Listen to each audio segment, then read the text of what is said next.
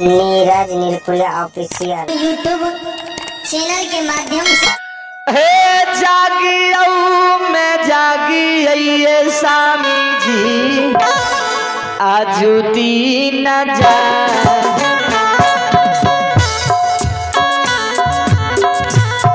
जागियो मैं जागियो ये स्वामी आज रे रतिया जा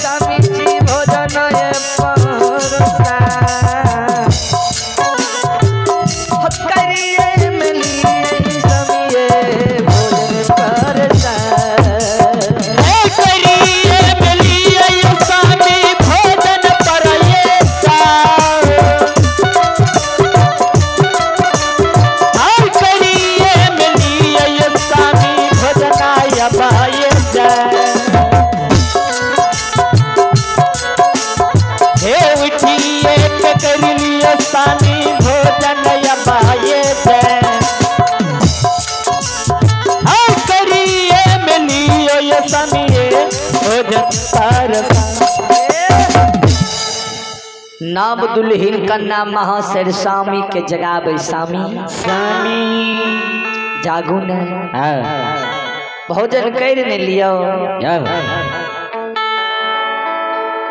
लेकिन भैया सुतल पुरुष जे रहे छे उ जाग जाय छे अत भैया हो भैया जागल हो पुरुष नहीं जाग छे भैया हो जागल हो सके ना जगत में करतई हो साहेब जागल पुरुष सके ना जगत में करतई ना हे भैया जागल हो पुरुष सके ना जगत में करतई हो भैया हो बोलिया बोलैया तू लहिया बोलना हे भैया बोलिया यो बोलै छै ना बात लहिया बोलै छै हो शादी है कर लियो भोजन नया चुना स्वामी कर लियो भोजन पर सभाला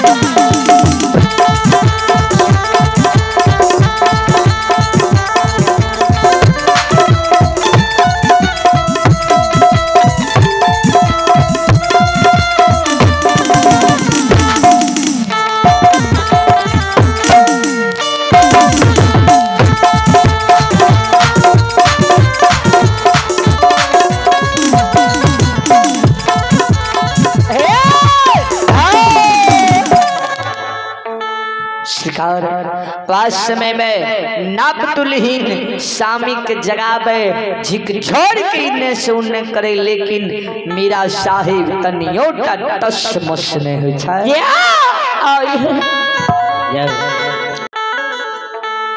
शांत श्रोमणी श्रोता बंधु,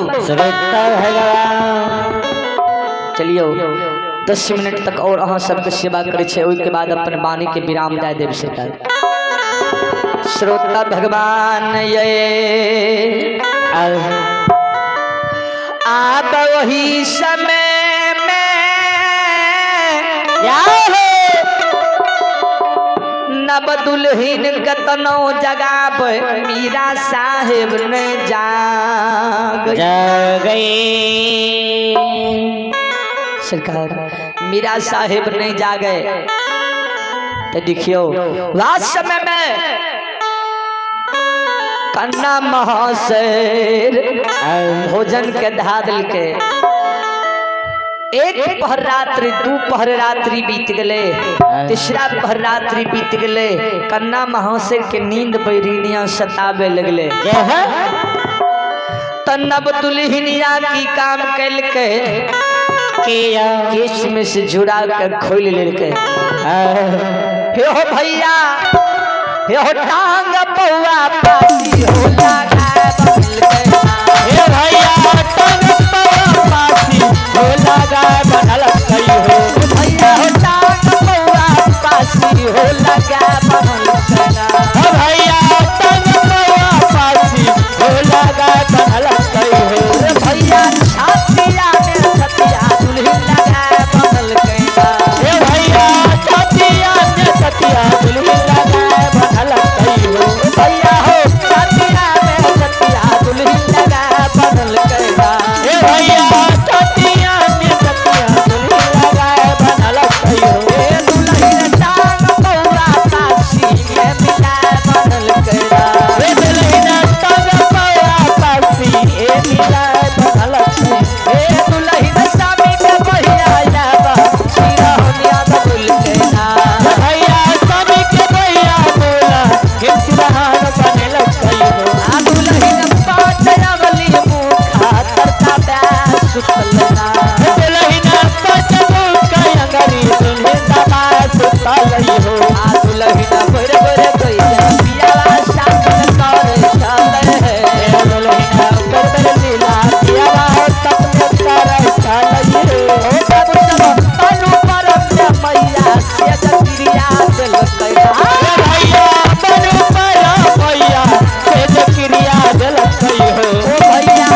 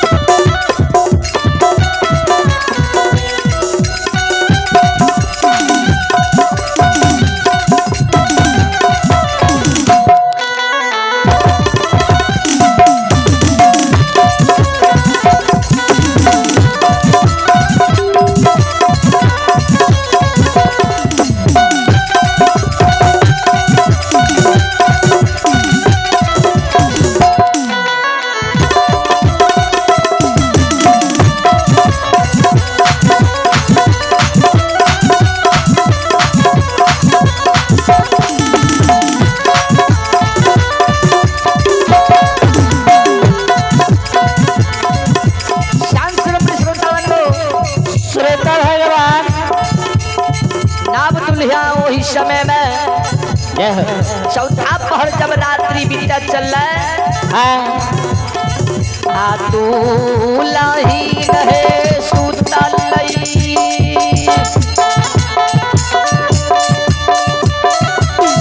आ सुतल है दुलाही दुलाही हे जलसाइयो सुत रहल है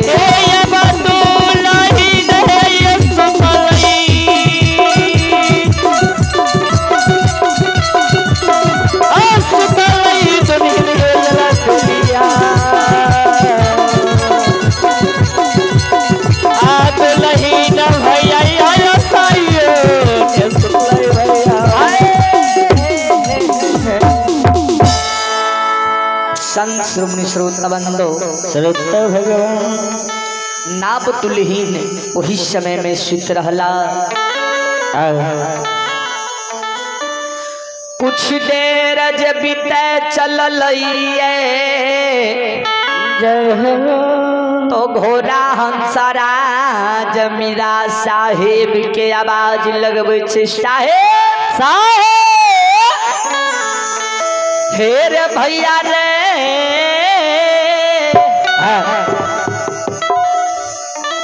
आधा रही में सुतई के तोरा मान रहो हे भैया घरही सुतई के तोरा मान रहा है। भैया रे काठिले मक्का से पान करा हे साहेबा काठिले मक्का से पान कराया नली हो। साहेब मक्का के पान बेरा बात होइता हो। हे साहेबा मक्का के पान बेरा बात होइता हो। ओ साहेब होता के पान बेरा बात होइता हो। हे साहेबा खोता के पान बेरा बात होइता हो। ओ साहेब होता घर में ताहू अब पकड़ल जइबे हो। हे साहेबा खोता घर में ताऊ या पप्पा करल जइबे हो। भैया हो थोड़ा बाके बोलिया मीरा साहेब सुन हो।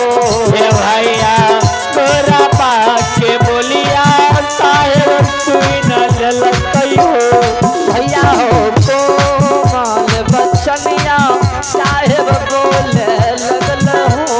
हे साहेबा कोमल बचनिया से बोले लगल हो।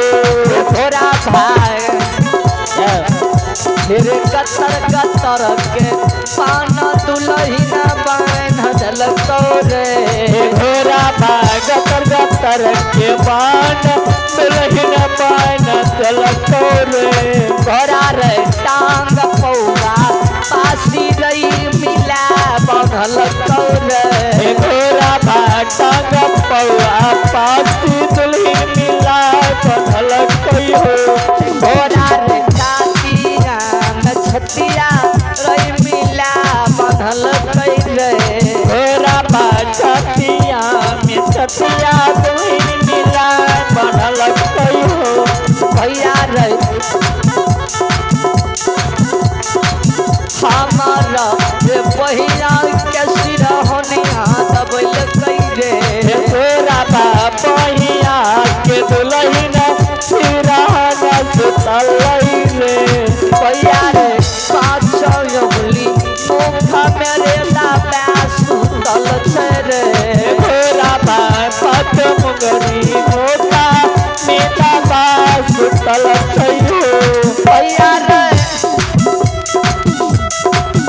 मेरे बांधऊ पर मैया से जगिया जल रे।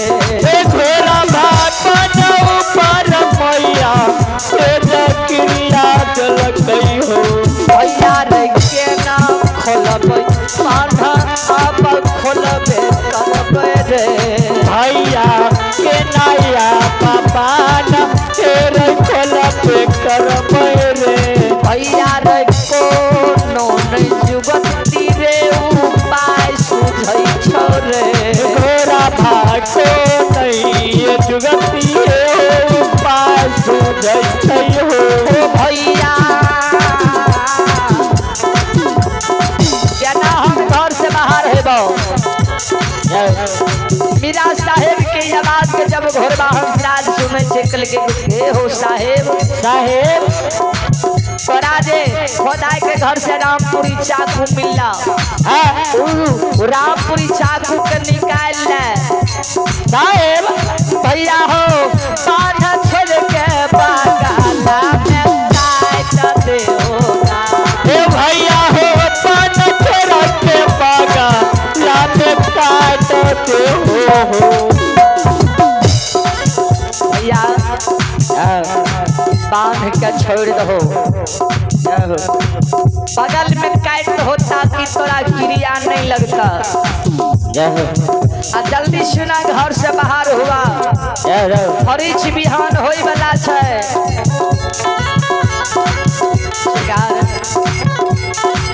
हीरा साहेब रामपुरी चाकू निकाले, भैया हो बात छोड़ के बागा सामने डोर काटई छैगा। मीरा पान तेरा बागा ना हो काट लकई हो। भैया जहिना साहेब घर से बाहर होल चलले, देखैया डेढ़िया पर, डेढ़िया के घेर के मामा मौसी सुतल छै। केना अब नहीं के जेबै। मीरा साहेब मुन्ना के साह दिलके, घर से निकल गए। आ भैया हो तालाबाद के सजन नुंजा होगा चल लैना। साहेबा तालाया बास जइने नुंजा घर चल लइहो। भैया हो चल दिलके नुंजा पल्ला कर चल हो। साहेबा चल दिल कोई नुंजा घर लड़ाई कर चल। अयो सरकार, अब अपन वाणी के यहीं पे विराम करे छो सरकार। समय बहुत भए गेले। सरकार दिल्ली से ही यहाँ सबके बीच में कार्यक्रम कह रही है और अब अपन वाणी के विराम करे छो।